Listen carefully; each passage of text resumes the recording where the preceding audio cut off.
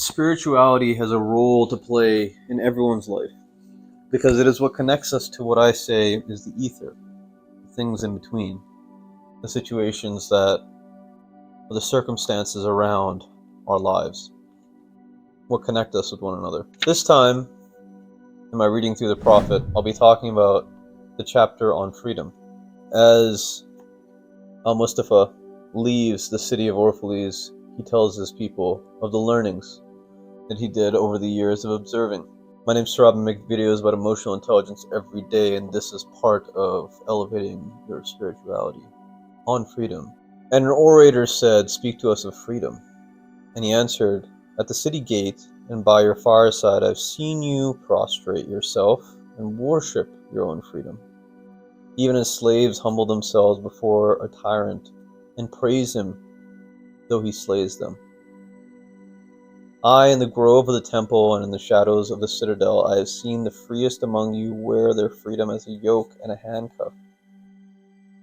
And my heart bled within me, for you can only be free when even the desire of seeking freedom becomes a harness to you, and when you cease to speak of freedom as a goal and a fulfillment."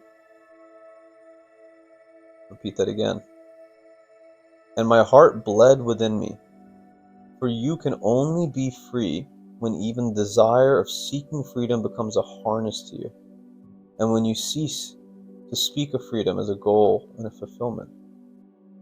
You shall be free indeed when the days are not without care, nor your nights without a want and a grief, but rather when these things girdle your life, and yet you rise above them naked and unbound. And how shall you rise beyond your days and nights unless you break the chains which at the dawn of your understanding have fastened you around the noon hour? And in truth, that which you call freedom is strongest of the chains, though its links glitter in the sun and dazzle your eyes." So I'm just going to break up some of this now, because oftentimes I read through this and I forget. You shall be free indeed when your days are not without a care, nor your nights without a want and a grief. Isn't that the opposite of freedom? Isn't that what most of us assume is actually confinement? Right? It's like a statement I came across recently. Excuse this. That true freedom only happens when you're deeply disciplined. The freest people in life are the ones that know what they want. And the reason is because we spend our hours doing the things that we want. What else is freedom? Does it come with, difficulties? Does it come with stress and wants and desires and craving? Yeah, absolutely. But at least you get to choose what you do in a given hour, in a given half an hour, whatever it is. At least you are deciding.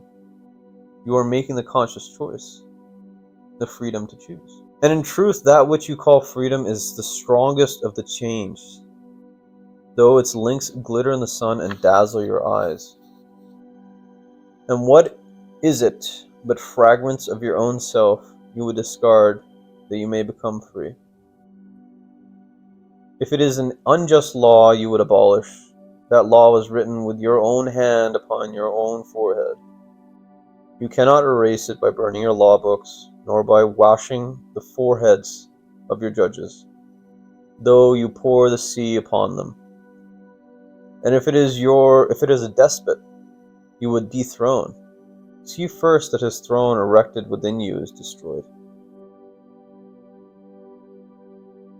And how can a tyrant rule the free and the proud, but for a tyranny in their freedom, and a shame in their own pride? And if it is a care you would cast off, that care has been chosen by you rather than imposed upon you.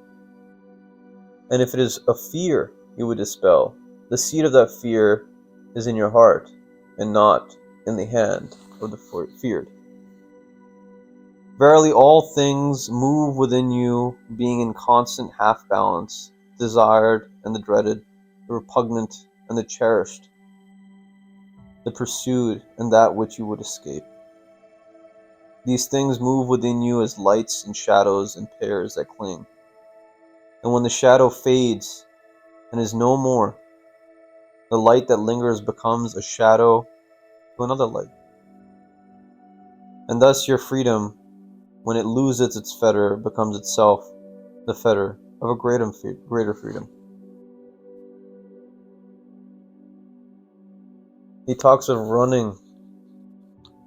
He talks of escaping. And he talks with being okay with it. He says, how can you be free without abolishing the claim that someone else has on you in your own head? The tyrant doesn't have power over you if you choose. They don't have power over you. Perhaps in your financial situation, whatever, but in your ideologies. I think it's very important to reconcile some of these things in the more subtle aspects of life. Many of us believe that we are looking for freedom from our careers, for instance. And we fear being in poverty because of a lack of finances, a lack of consistency in paying, for instance, or being paid. And we don't realize that the true freedom lies in having a genuine value of self, to know that whatever we got paid at this job, we will get more, that or more somewhere else, should we decide to love our work.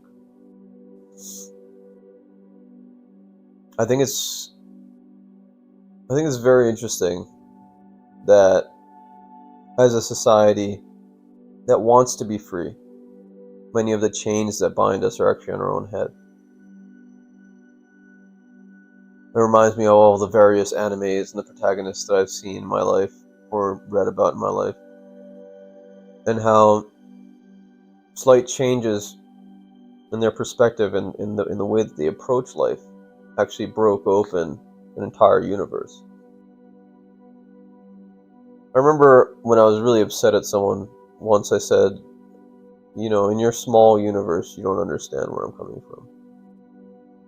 And at the time, I didn't realize that me saying that actually gave him control over me, in the sense that the small universe even matters.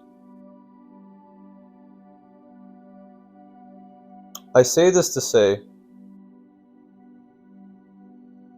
that freedom's a very subtle game. We may assume that certain ideologies of working really hard and having this rigorous discipline, like someone in the army, means that they're not free. But what if someone freely chose to go and adopt that discipline? What if someone freely chooses to follow a leader? Are they a sheep to that leader? Perhaps. But is it a bad thing if they're seeking freedom? They chose. These subtleties, I think, in the chapters that Khalil Gibran writes about, are everywhere in life, genuinely. And every single time I read something like this from him, I realize this could reference thousands of different situations in our lives, really. In the lives of millions of people, it could reference infinite situations. That's why I think spirituality in general, or at least a larger view of life in general, is so beneficial to the philosopher or to the leader, because we get a little bit of the makeup of the universe. In truth, that which you call freedom is the strongest of these chains, though its links glitter in the sun and dazzle your eyes. People are like, I just want to be happy, I want to be stress-free, I want to spend time with whoever, I want to do whatever. Is that really freedom? Perhaps. It depends. What do we stand for? Where is our honor? Where do we want to go? If we don't know these things, how can we even value or measure the value of our freedom. Food for thought, my friend. Khalil Gibran's The Prophet. Highly recommend. This is the video that I made last time on it. I've changed the camera view so you can see my facial expressions more. Although it's not, I'm sure, all that great. Anyway, if you find these videos interesting and they bring you some sort of peace, as they have in my life, please leave me a comment. Or like it. Or share. Or subscribe. Anyway, actualize your potential catalyst. This world needs you. Take care.